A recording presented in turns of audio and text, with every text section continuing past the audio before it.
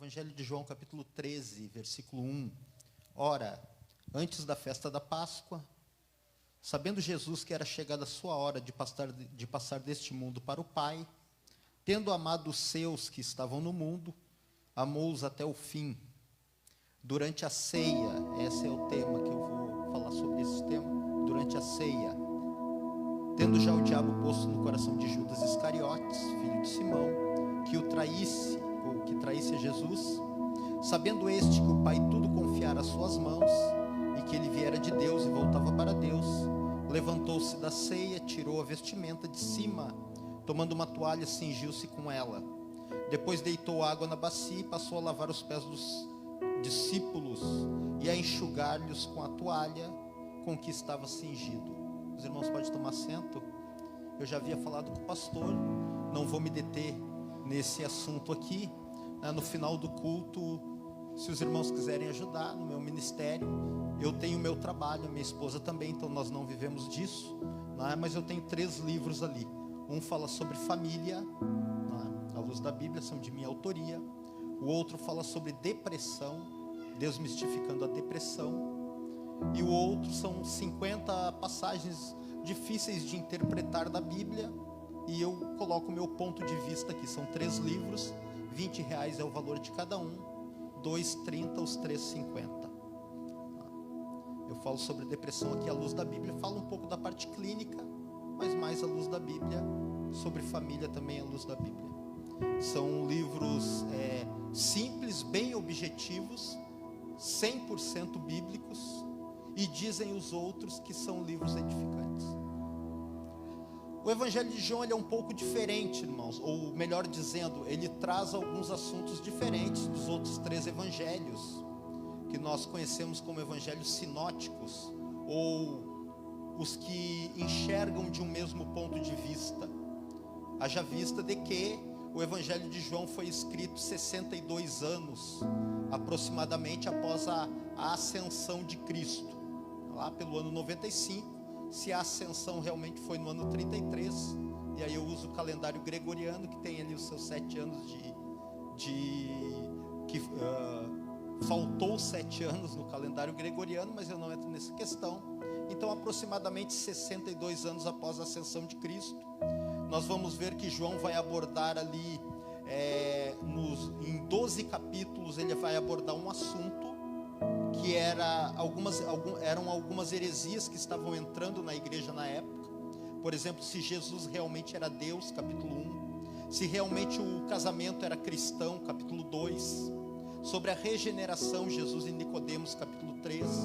Sobre o evangelho para aqueles que não eram judeus, por exemplo, os samaritanos, capítulo 4. E assim por diante. Jesus está nos 12 primeiros capítulos, João está nos 12 primeiros capítulos do seu evangelho, defendendo a doutrina bíblica contra algumas heresias que estavam surgindo e entrando no seio da igreja naquela época.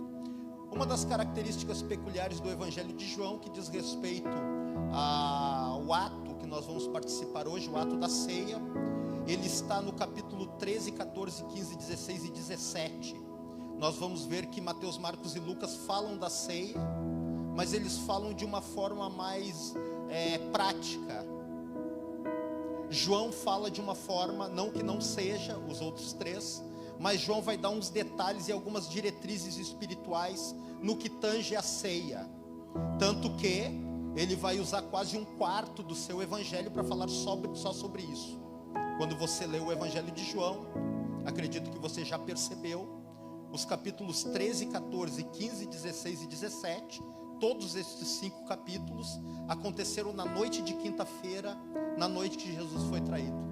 Quando ele envia 2 dos seus discípulos à cidade, ele disse: vão lá, ali vocês vão encontrar um homem carregando um cântaro de água. Sigam este homem. Era algo incomum, totalmente incomum, porque o trabalho de buscar água era das mulheres. Nesta casa, neste dia, aconteceu alguma coisa que as mulheres não puderam ir, e um homem foi buscar a água. Vocês vão encontrar um homem, não é algo corriqueiro. Sigam este homem até a casa. Quando ele chegar na casa, perguntem para o dono da casa: onde está o lugar a qual o Senhor tem preparado para que o mestre celebre a Páscoa e depois, sucessivamente, a ceia. Então ele mostrou um cenáculo espaçoso e mobiliado. Uma das coisas que nós temos que entender, irmãos, eu trabalho na área do ensino, viu? Eu não sou pregador. Eu trabalho só na área do ensino, então eu sou um pouco mais calmo, um pouco mais devagar e uso bastante a Bíblia. Geralmente nós praticamos, nós festejamos a Páscoa ali no mês de abril, mas a verdadeira Páscoa cristã, pelo menos aqui no que tange ao Brasil, mais especificamente ao Rio Grande do Sul, ela é celebrada todo mês. Hoje nós vamos celebrar o que era para ser a Páscoa. Tá? A Páscoa é a ceia. Nós vamos ver que a Páscoa, no Antigo Testamento, ela surgiu no êxodo do Egito, né? E é uma sombra do que hoje nós praticamos e chamamos de ceia. Então nós vamos ver que nesta noite de quinta-feira, Jesus primeiro ele comemorou a última Páscoa, aboliu e instituiu a ceia no lugar da Páscoa. Então a ceia é a nossa Páscoa. No Antigo Testamento era um animal, que era o cordeiro. E agora na dispensação do Espírito Santo, na dispensação da graça, Jesus é o cordeiro pascal. Nós vamos ver aqui que nós temos então quase um quarto do Evangelho de João, 5 capítulos, falando exclusivamente de coisas que aconteceram na noite que ele foi traído. Nós vimos aqui o capítulo 13, 14, 15, 16 e 17. Jesus está usando este evento, esta oportunidade, primeiro de transição da Páscoa para a ceia, segundo, a noite da traição, a noite da prisão. Sucedem esses eventos os 6 julgamentos de Jesus, 2 do Sinédrio, Pilatos, Herodes, Pilatos e Pilatos de novo, e depois a crucificação, e no domingo a ressurreição. Esse dia, este evento no cenáculo ficaria marcado para sempre no espírito e na alma, ficaria imprimido no espírito e na alma dos discípulos. Então Jesus aproveitou este momento que seria um momento inesquecível, devido à sucessão de coisas que aconteceriam após esta noite de quinta-feira, para dar aqui pelo menos 6 instruções para os discípulos. Sempre quando nós participamos da ceia, ou particularmente depois que eu descobri isso no Evangelho de João e eu participo da comemoração da ceia, me vem à memória estes ensinamentos de Jesus. O primeiro ensinamento que ele deu foi no capítulo de número 13. Se tu puder pegar a Bíblia, não só quem pode, quem tem, quem não tem a Bíblia tem no telefone. Eu quero só mostrar uma coisa, me acompanhe aqui. O primeiro ensinamento que ele deu no capítulo 13. O capítulo 13 ele vai falar sobre serviço, sobre servir. É isso que ele vai falar no capítulo 13. Então sempre que nós participamos da ceia, ou quando eu participo da ceia, sempre depois que eu descobri isso, a minha alma se volta para o Evangelho de João. E no capítulo 13, a primeira coisa que eu entendo, eu vou participar. A ceia, ela é a minha comunhão no corpo e no sangue de Cristo, é a comunhão, né? Alguns acreditam na transubstanciação, que os elementos se transformam no corpo e no sangue de Cristo. Eu respeito, mas particularmente não, porque senão nós estaríamos sacrificando ele de novo. Martinho Lutero acreditava na consubstanciação, que espiritualmente o pão e o vinho espiritualmente são o corpo e o sangue. Eu também não acredito, não é? Eu acredito que é o pão, é o cálice, e é aquilo que Paulo disse em 1 Coríntios 9. O pão que partimos porventura não é a nossa comunhão no corpo. O cálice que bebemos porventura não é a nossa comunhão no sangue. Então isso que a Bíblia diz, o ato que nós vamos participar é a nossa comunhão. Quando nós lembramos da comunhão, nos vem à mente João 13, e João 13 fala de serviço. Primeira coisa que ele vai dizer aqui, eu vou reler o que eu já li, vocês acompanhem aí. João 13, versículo 1. Ora, antes da festa da Páscoa, sabendo Jesus que era chegada a sua hora de partir para este mundo, partir deste mundo para o Pai, tendo amado os seus que estavam no mundo, amou-os até o fim. Durante a ceia, tendo já o diabo posto no coração de Judas Iscariotes, filho de Simão, que traísse Jesus, levantou-se da ceia, tirou a vestimenta de cima, tomando uma toalha, cingiu-se com ela. Depois deitou água na bacia, passou a lavar os pés dos discípulos e a enxugar-lhes com a toalha com que estava cingido. Faltou um versículo aí, né? Eu não li um versículo, de propósito. Aqui está falando de humildade, irmãos. Soberba não convém ao cristão. Arrogância, por causa de uma posição social, por causa de um sobrenome, por causa de algum ou alguns dons que porventura tu tenha no seio da igreja. E eu digo isso porque isso é peculiar ao Brasil. Tem muito cristão hoje soberbo, tem muito cristão ufanado, achando que é alguma coisa. Não faz parte do pacote do evangelho. Jesus foi o homem mais humilde que pisou na terra. E se nós somos cristãos, alguém que é semelhante, parecido, segue os passos de Cristo, faz parte do pacote a humildade.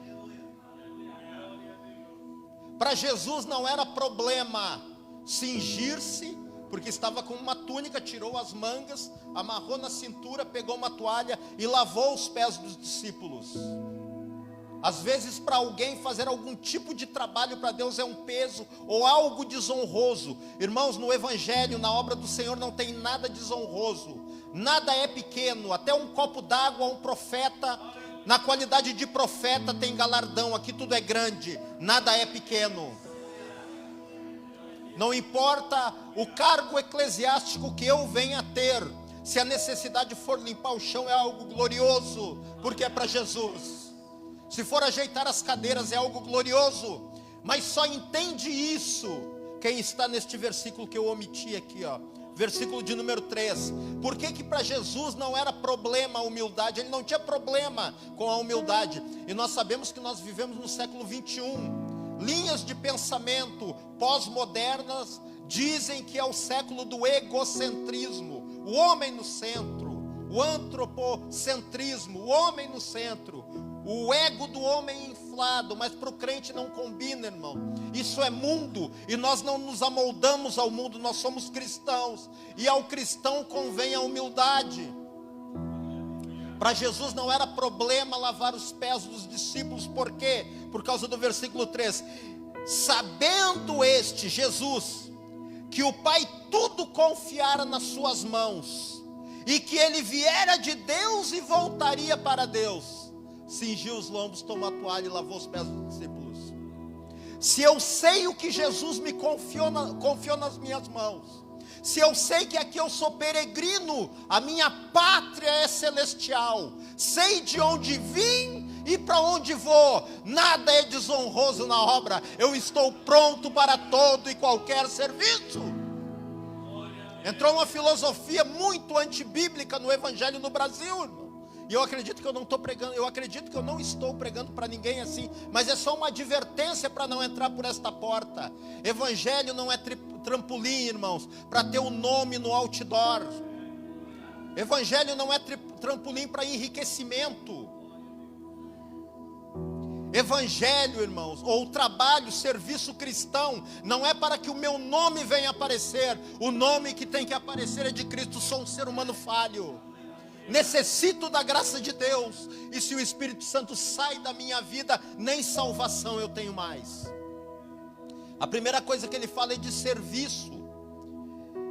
E quando nós olhamos para a Bíblia, irmãos, nós vamos ver, eu ainda estou pesquisando isso, pretendo lançar mais tarde um livro sobre, já tem algumas coisas ali elencadas, sobre os dons.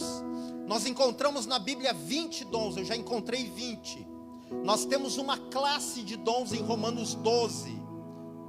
Nós temos uma classe de dons em Efésios 4. Nós temos uma classe de dons em 1 Coríntios 12 e em 1 Coríntios 14.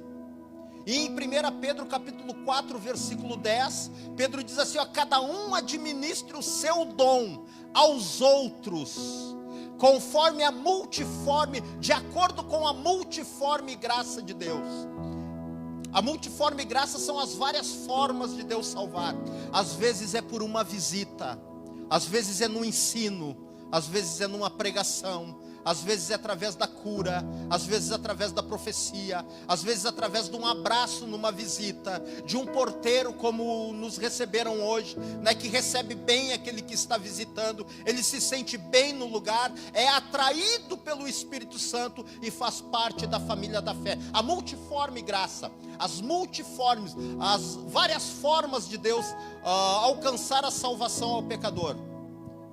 E ela é através de pessoas, cada um administra aos outros o dom conforme recebeu. Desses 20 dons, irmãos, só um é para você, só um é para mim. É o dom de língua sem interpretação. Quem fala em língua e não interpreta, edifica-se a si mesmo. É o único dom que é para me edificar. Todos os demais dons, todos os 19 dons, é para outra pessoa. Então aquilo que eu recebi, se foi um dom, eu particularmente é um só. Eu tenho só o dom da palavra da ciência, que é o dom de ensino, mas não é para mim. Não é para mim receber aplauso, não é para mim enriquecer, não é para mim ter fama. O dom que eu recebi é para ajudar a limpar você. O dom que você recebeu é para ajudar a me limpar. Então quando Jesus estava lavando os pés dos discípulos, Ele está fazendo: uma hora vocês vão entender o que eu estou fazendo. Nesta caminhada vocês vão ter que lavar uns aos outros, ajudar uns aos outros na purificação, serviço. A primeira coisa que Ele está dizendo aqui, quando nós olhamos para a ceia, capítulo 13 de João, esses 5 capítulos da noite que Jesus foi traído, a primeira coisa: faça um serviço com excelência. Eu não sei qual é o teu dom, não sei se é um ou mais de um. Biblicamente eu acredito no máximo em 5. Uma pessoa pode ter no máximo 5 dons, tenho base bíblica para isso, a não ser o apóstolo, porque o apóstolo é aquele que nós apelidamos de missionário. Nós colocamos esse apelido, mas o nome é apóstolo. Atos 14:14, os apóstolos Paulo e Barnabé, não eram só os 12.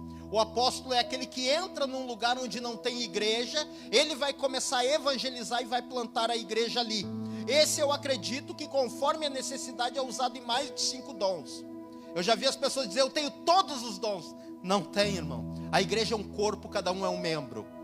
Tu pode ser usado se tu é apóstolo. Chegou num lugar que não tem igreja, eu até acredito. Aonde já tem o corpo formado, tu é um membro deste corpo. Tu pode ter mais de uma função, mas todos os dons não. Nós precisamos uns dos outros.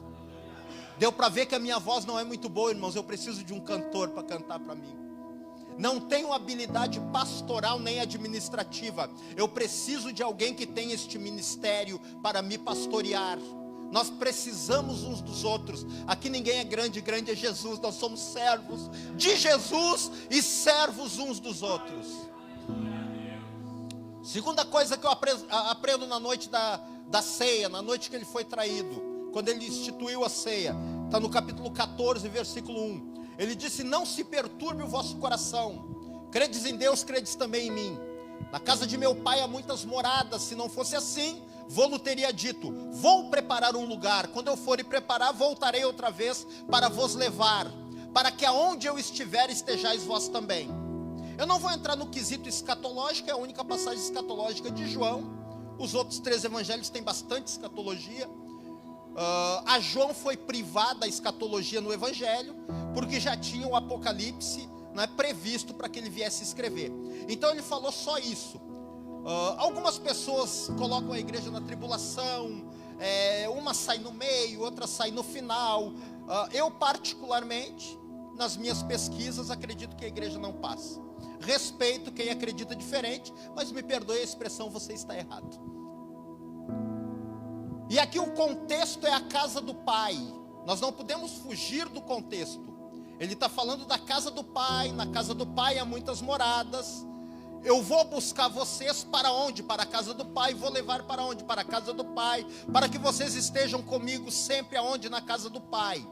Eu vou dar um exemplo bem prático e os irmãos vão entender. Tudo, irmãos, a base de tudo, o centro de tudo é o planeta Terra. Então vamos dizer que a cúpula aqui do microfone é o planeta Terra. Nós temos aqui o primeiro céu, esse nosso céu. Nós temos o segundo céu, onde está Satanás, os principados e as potestades. Ele é o príncipe das potestades dos ares.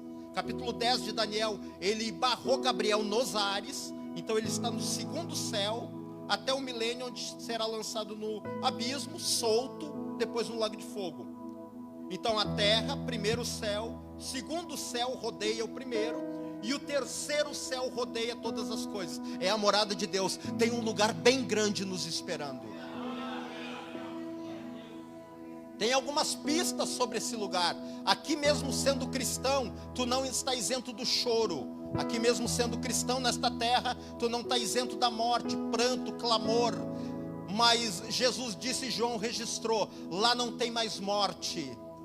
Lá não tem mais pranto, clamor e nem dor, porque todas essas coisas são daqui da terra e um dia elas vão passar. Nós sempre temos que ter um cuidado, irmãos. Nós temos que vendo que hoje o inimigo tem investido muito, como investiu nos 2000 anos de história da igreja, não é?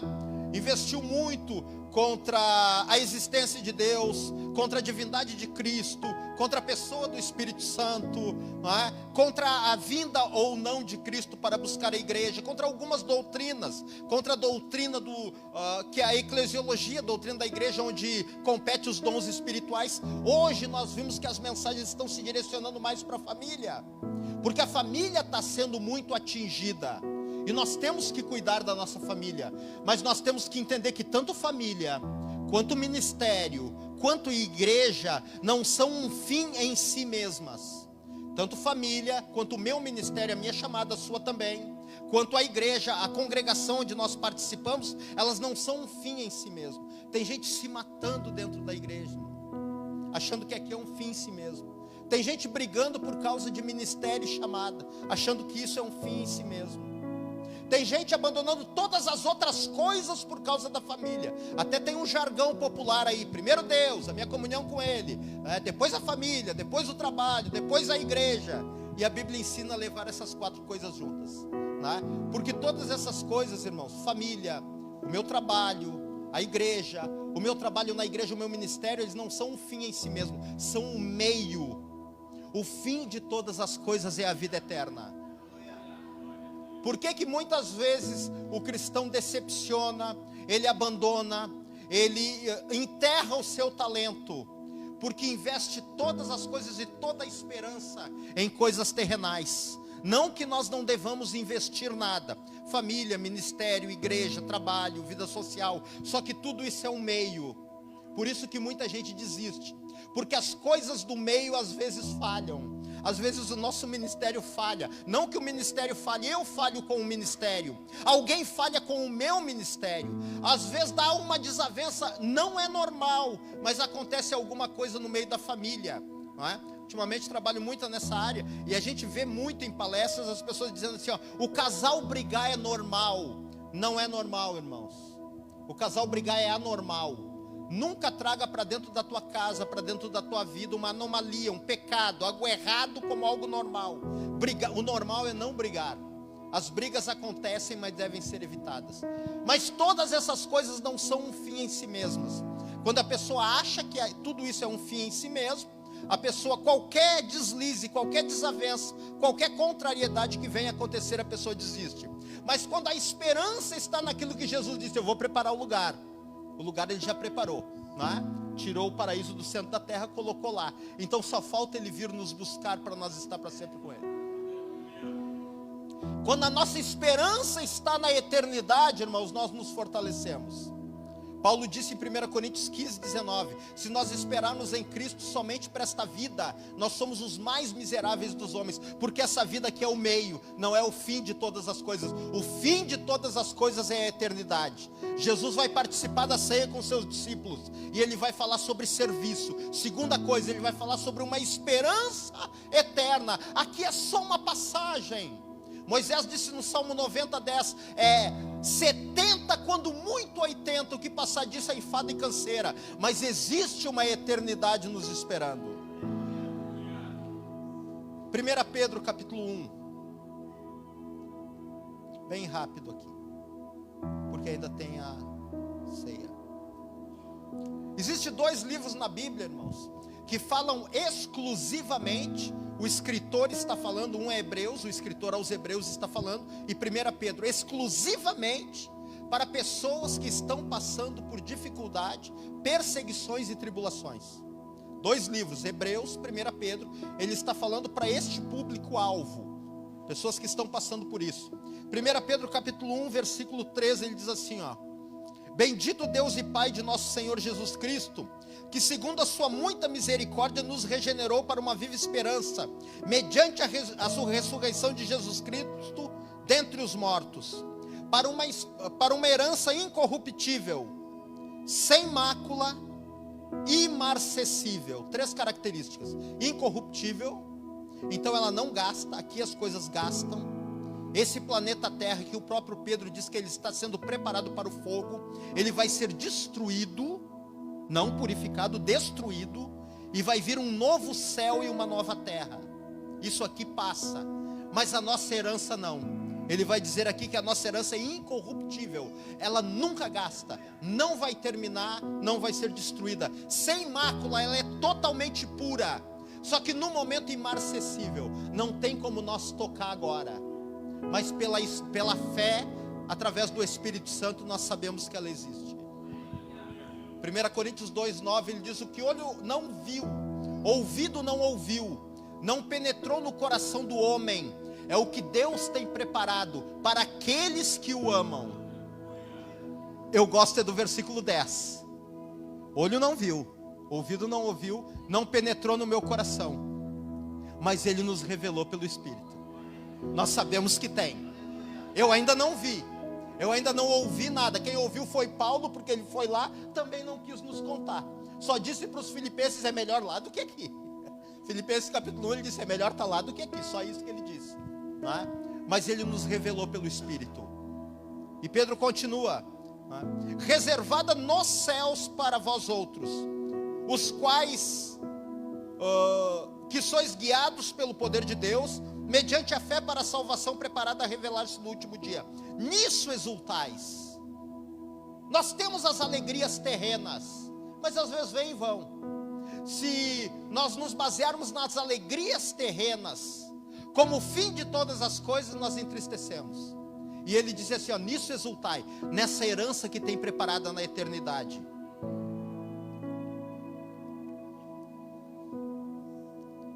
Nisso exultai, embora no presente, por breve tempo, se necessário, sejam contristados por várias provações. Como eu venço as provações, sabendo que existe algo preparado para mim na eternidade. Aí pode mandar, vem, e nós passamos, e nós não atribulamos, às vezes até choramos. Um presbítero, há uns 15 dias atrás, me mandou uma mensagem para o WhatsApp, e disse: irmão, estou ingressando no ministério, me lembro que tu falou para mim procurar o batismo com o Espírito Santo, procurei, recebi. Me lembro que tu disse para mim procurar saber o que Deus me chamou para fazer, busquei e Ele me mostrou, eu sei o que Ele me chamou, e eu estou fazendo, só que eu estou no começo, tu já tem um pouco mais de experiência, já tem mais tempo de fé, o mundo está caindo em cima de mim, irmãos, e eu entendo, a gente pensa até em parar, não é? E eu mandei a mensagem para ele: não senhor, meu irmão, eu nunca pensei em parar,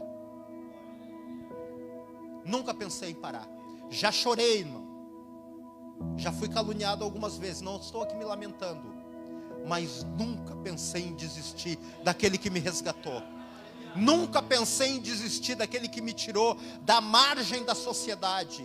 17 anos e meio viciado, 14 anos nas drogas injetáveis, com 67 quilos, completamente aprisionado no crack. Mas um dia eu entrei na igreja, irmão, eu ouvi a mensagem e aceitei Jesus como Salvador. Ele me libertou naquela noite de todos os vícios. Nunca mais usei drogas, nunca pensei em desistir dele, nunca pensei em desistir da chamada. A pedra vai pegando, irmão, nós vamos chorando, a coisa está pesada, nós jogamos a nossa ansiedade sobre ele, porque ele tem cuidado de nós. Nós aprendemos o caminho para saber lidar com as adversidades da vida. A pedra vem, a calúnia vem, a difamação vem, a rejeição vem, mas nós não ficamos nada com nada dentro da nossa alma, nós colocamos tudo para fora, nós jogamos sobre ele, nós levamos todo o pensamento cativo à presença de Cristo, 2 Coríntios. problema é que o ser humano vai trabalhando coisa ruim dentro da alma, irmão. E aí o dia vai ficando tenebroso, a semana tenebrosa, o mês tenebroso. E às vezes a pessoa desiste. Mas eu aprendi na Bíblia a não deixar nada descer para o meu coração. É afronta, é calúnia, eu procuro resolver. Não resolveu, não deu. Eu deixo para Cristo: Senhor, está na tua mão. E eu tiro dentro da minha alma e fico aliviado. E nós vamos indo e vamos fazendo a obra. E a adversidade vem, mas nós não paramos, porque nós confiamos naquele que é maior. Segunda coisa, tem um lugar preparado para nós. Terceira coisa, capítulo 15, que nós temos que entender quando nós participamos da ceia. Ele disse: eu sou a videira verdadeira, meu pai é o agricultor. Toda a vara que está em mim e dá fruto, a gente limpa, poda, para que dê mais fruto ainda. O Senhor está podando algumas coisinhas que não estão de acordo na vida de alguém. E sabe como é que Ele poda, irmão? Através da adversidade. É através da adversidade que Ele poda. Porque muitas vezes nós não conhecemos aquela pessoa que nós olhamos no espelho todo dia de manhã. Quer ver uma pessoa que não conhecia? Pedro não conhecia aquela pessoa que ele olhava no espelho. Se tu pegar ali o Evangelho de Mateus capítulo 26, Jesus falou sobre Zacarias 13: vão ferir o pastor, as ovelhas vão ficar dispersas. O Pedro disse: o que o Senhor disse? É isso mesmo, vão me ferir e vocês vão dar no pé. E o Pedro disse: eles podem dar, eu estou preparado para ir contigo a qualquer lugar. Eu vou ser morto, Pedro, estou preparado para morrer também. Ele não conhecia aquela pessoa que ele olhava no espelho todo dia. No mesmo capítulo 26, Jesus foi preso. E Pedro traiu ele, negou ele 3 vezes, melhor dizendo. As adversidades mostram quem nós realmente somos. É por isso que no ato da ceia, depois quem sabe vai ser lido esta passagem. Alguns leem o texto completo, outros não leem todo o texto. Enfim, não é? O importante é que leiam uma parte do texto. Mas a Bíblia diz ali que se nós nos julgássemos a nós mesmos, não seríamos julgados. Mas nós temos uma habilidade de julgar os outros, né? Mas quando é para fazer o que realmente é certo, julgar nós mesmos, nós não conseguimos fazer. Aí o Senhor tem que vir e trabalhar. Aí Ele trabalha através da adversidade. Mas se nós tivéssemos a habilidade de nos julgar, como muitas vezes temos a habilidade de julgar os outros, não precisava o Senhor trabalhar desta forma. Nós deveríamos aprender a julgar nós mesmos. Então Ele está cortando algumas coisas. E Ele usa da adversidade para cortar algumas coisas da nossa vida. E alguém pode dizer: mas Deus está me usando, por que a adversidade? Será que tem alguma coisa errada? Tem, e Deus quer consertar. Quer ver o Elias, irmãos? Que homem de Deus. Não vai chover 3 anos e meio, não choveu. Agora vai chover, desceu chuva, não é? Desafiou os profetas de Baal, matou os 450 profetas de Baal, sobrou os 400 de Azera. Elias estava no auge do ministério. A Jezabel disse: façam-me os deuses o mesmo e outro tanto, se amanhã por estas horas, assim como tu matou meus profetas, eu te mato também. E muitos olham assim, ele estava com medo da Jezabel. Jezabel era esposa de Acabe. Dona de Acabe. Ela mandava no marido, mandava em Acabe. Acabe era o rei de Israel. Então o exército de Israel estava na mão de Jezabel. Então ele não estava com medo só de Jezabel. Ela ia mandar o exército perseguir Elias. E Elias deu no pé, deixou o moço em Berseba. Geralmente no meio da adversidade, algumas coisas acontecem na nossa vida. Vê se não acontece na tua. Nós temos que cuidar na adversidade para não tirar de perto de nós aquele que está do lado, que é nosso amigo. Eu queria conhecer o moço do Elias, irmão. Porque mesmo com a ameaça ele não abandonou Elias. Foi Elias que abandonou ele em Berseba. Uma outra coisa que a adversidade tem o poder de fazer. A adversidade, ela não faz isso em nós, mas ela tem o poder de fazer com que nós venhamos a fechar a porta das boas lembranças. O povo de Israel no Egito, as 10 pragas, só 3 atingiram Israel. As 3 primeiras, as outras 7 não atingiram Israel. Mas quando chegou diante do Mar Vermelho, Israel começou a murmurar. A adversidade faz nós fechar a porta das boas lembranças. Deus abriu o Mar Vermelho, passaram a pé enxuto, o mar se fechou, os 2 paredões de água, matou o exército do egípcio. Glória a Deus, cantaram do outro lado. Bastou vir a adversidade, chegaram na aldeia de Mara, a água, estavam com sede, a água era amarga, eles começaram a murmurar de novo, esqueceram de tudo que Deus tinha feito. Por isso que é sempre bom, irmãos, acorda de manhã, e eu dou um conselho que eu levo para a minha vida. Primeira coisa que eu faço todos os dias, quando eu olho, seja chuva ou sol, obrigado, Deus, por este dia. Obrigado por o Senhor existir. Obrigado pelo seu sacrifício pela minha vida. Obrigado por ter me resgatado. Obrigado por ter me libertado. Obrigado por ter me dado um ministério. Obrigado por ter me confiado a graça da salvação. A porta das boas lembranças escancarada. E aí eu saio e vem a adversidade, irmão. Como vem para vocês também. Mas eu estou com a porta das boas lembranças escancaradas.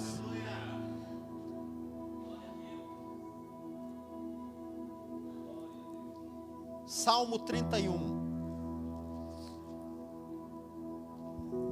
Verso 9. Compadece-te de mim, Senhor, porque eu estou atribulado. De tristezas os meus olhos se consomem, e também a minha alma e o meu corpo. Gasta-se a minha vida de tristeza, os meus anos em gemidos. Debilita-se a minha força por causa da minha iniquidade, e os meus ossos se consomem. Tornei-me vergonha para todos os meus adversários, espanto para os meus vizinhos, horror para os meus conhecidos. Os que me veem fogem de mim. Estou esquecido no coração deles, me sinto como um vaso quebrado. Sabe quem é que falou isso aqui, irmão? Davi.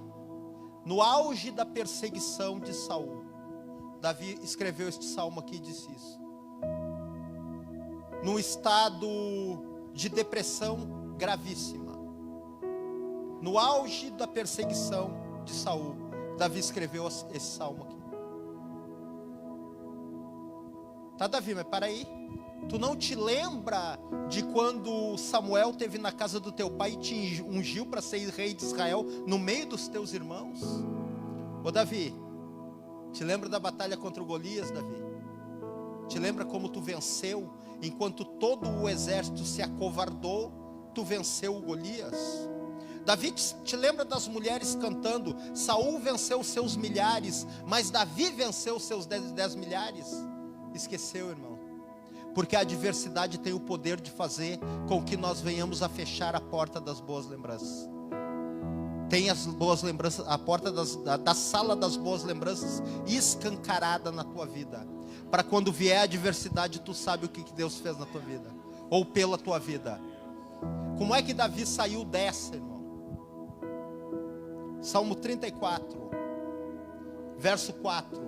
Busquei ao Senhor, Ele me acolheu. Livrou-me de todos os meus temores. 6. Clamou este aflito e o Senhor o ouviu, e livrou de todas as tribulações. 19. Muitas são as aflições do justo, mas o Senhor de todas o livra. Capítulo 16 do Evangelho de João. Estou preparando para encerrar. O capítulo da adversidade. Jesus vai falar ali assim: como vão me perseguir, vão perseguir vocês também. Tenho dito isso para que em mim tenhais paz. Ele encerra o capítulo assim: no mundo tereis aflições, tende bom ânimo, eu venci o mundo. Eu queria que tivesse aquela passagem que muitos acrescentam: e vós vencereis. Depende do nosso comportamento. Não tem essa passagem na Bíblia. Jesus disse: eu venci. Agora vocês, depende do comportamento de vocês.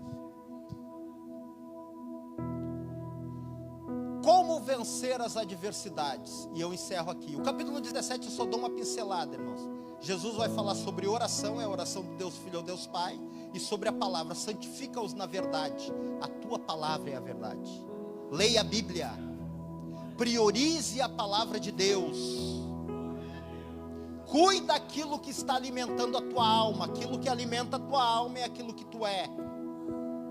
Se você quiser anotar, anote. Tema de casa, Provérbios 4. Acima de tudo que se deve guardar, o 23, guarda o coração. Dele procede as saídas da vida. Aí a gente faz assim, irmãos. Os cursos teológicos eu sempre digo. Pergunta para Salomão ali: ô Salomão, como que eu guardo o coração? Aí ele vai explicar no contexto anterior e o posterior. Como é que eu guardo o coração? E o coração, irmãos, quando a Bíblia fala em coração, preste atenção nisso. E mente, ela nunca está falando de cérebro, mente, nunca, cérebro. E quando ela fala de coração, a Bíblia nunca está falando, é um hebraísmo, é uma forma de linguagem do povo hebreu. Ela nunca está falando de coração, esse órgão que bombeia sangue para o corpo. Você já ouviu falar que o cérebro é a máquina do ser humano? Não é. Estava fazendo psicologia, falei isso, ficaram todo mundo louco comigo. O cérebro não é a máquina. O cérebro, na realidade, é um transmissor. A máquina é a alma. Quando a Bíblia fala de mente e coração, ela está falando de duas plataformas da alma. Na mente estão duas faculdades, pensamento e entendimento. Coração, sentimento e vontade. A máquina é a alma. A pessoa morreu, o cérebro vai para o túmulo e se desfaz, deteriora. A alma permanece ativa. Lucas 16, 19, olha o rico. Foi para o inferno e se lembrou dos 5 irmãos que estavam vivendo a mesma vida que... Ué, mas cadê o cérebro? Ficou no túmulo. Era a alma que estava falando ali. A máquina é a alma. Cuide do teu corpo, a Bíblia manda. Mas não deixe de cuidar da tua alma. É dela que procede as saídas da vida. Provérbios 4 vai me ensinar como que eu devo, acima de tudo que deve guardar, guarda o coração. Segunda plataforma da alma, onde está sentimento e vontade. A mensagem é trabalhada na mente, pensamento e entendimento. De tanto ser trabalhada na mente, desce para outra plataforma da alma, coração. Sentimento e vontade, desceu para o coração, irmão. Basta uma porta aberta e tu vai fazer exatamente aquilo que tu trabalhou na mente. E agora não é mais um pensamento, é um sentimento. E Salomão no capítulo 4 ele vai ensinar a guardar. Por isso que o povo hoje anda muito atribulado.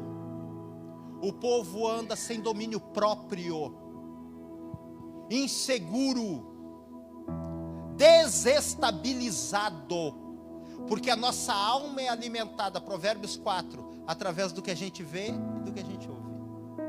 A mensagem entra na mente e desce para o coração. Salmo 119, parece que é o 11, só vê aí para mim, para mim não dar informação errada, né? Davi disse assim, eu guardei a tua palavra na tábua do meu, para quê? Como é que ele guardou? 119, 11. Como é que ele guardou? Ó.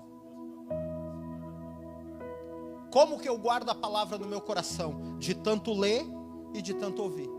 Se eu não leio a Bíblia, não ouço a palavra, e me alimento de tudo que não presta na internet, eu estou me alimentando, eu estou enchendo a minha alma daquilo, e o resultado vão ser as minhas atitudes.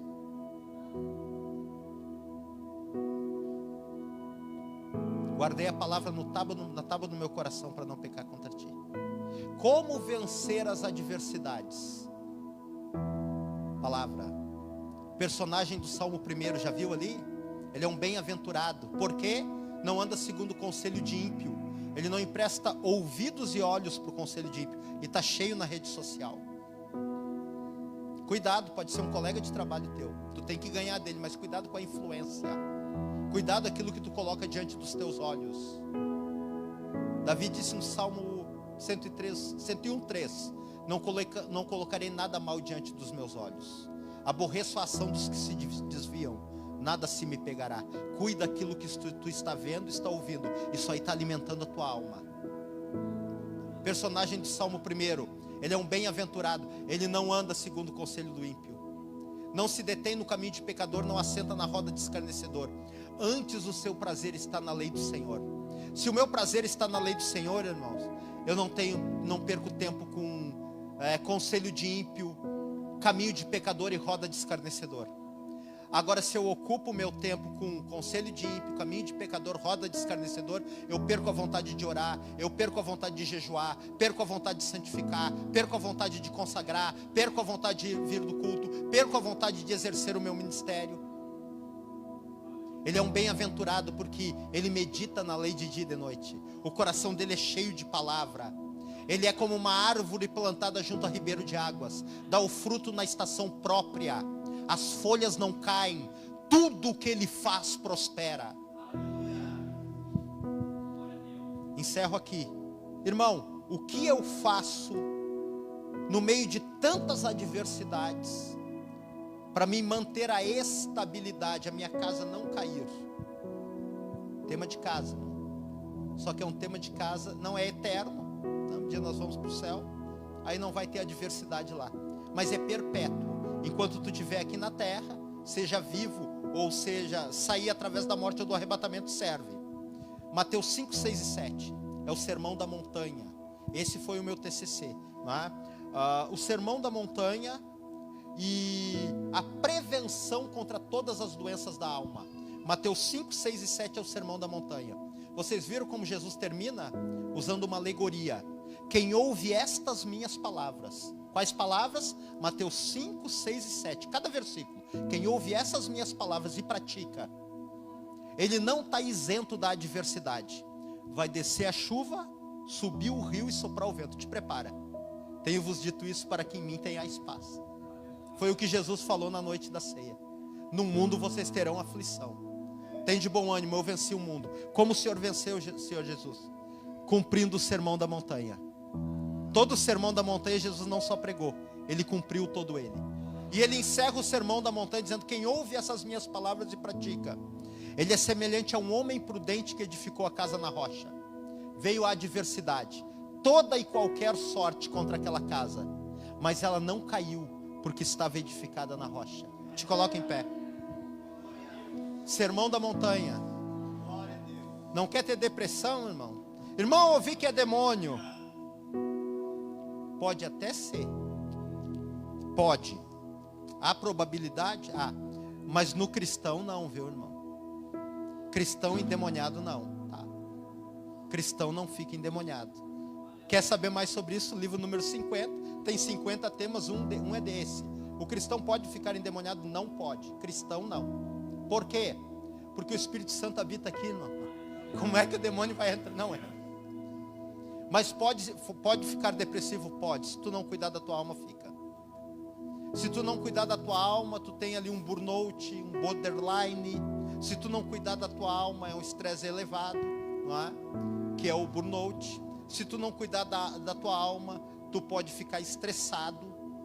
E diz a psiquiatria que até 2030, simultaneamente, metade da população mundial vai sofrer de algum transtorno psicossomático. Metade. Se hoje são quase 8 bilhões, 4 bilhões simultaneamente. Mas nós estamos guardados pelo sangue de Cristo. Nós estamos blindados pela palavra.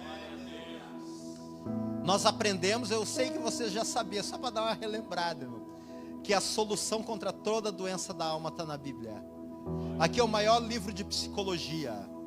Jesus disse: até enfermidade no corpo físico eu posso curar, mas se eu não quiser curar, tem um médico.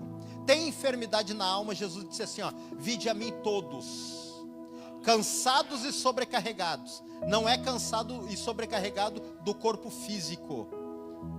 Vinde a mim todos cansados e sobrecarregados, e eu aliviarei. Depois ele diz: tomai sobre vós o meu jugo, aprendei de mim que sou manso e humilde de coração, e encontrarei descanso para a vossa alma. Ele está falando dos cansados e sobrecarregados de alma. Vai até Jesus que ele tem a solução. Um grande problema da igreja pentecostal em alguns lugares, isso aí está sendo corrigido, irmão. A pessoa geralmente vem para a igreja, nós já queremos dar tarefa para a pessoa. E Jesus disse: não, o jugo é a tarefa. Tomai sobre vós o meu jugo, é tarefa, trabalho. Só que ele disse assim: primeiro eu quero te aliviar. E às vezes a pessoa vem, a gente já quer dar trabalho para a pessoa, mas a pessoa está doente. Emocionalmente doente, espiritualmente doente, a alma doente. Jesus disse: pode vir todos, mas primeiro eu vou te aliviar. Depois de eu te aliviar e tu está curado, aí tu vai tomar o jugo e nós vamos trabalhar junto para curar as outras pessoas que vão vir.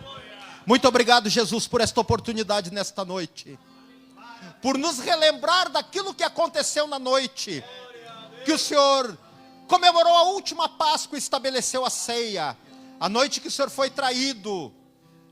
João 13, 14, 15, 16 e 17.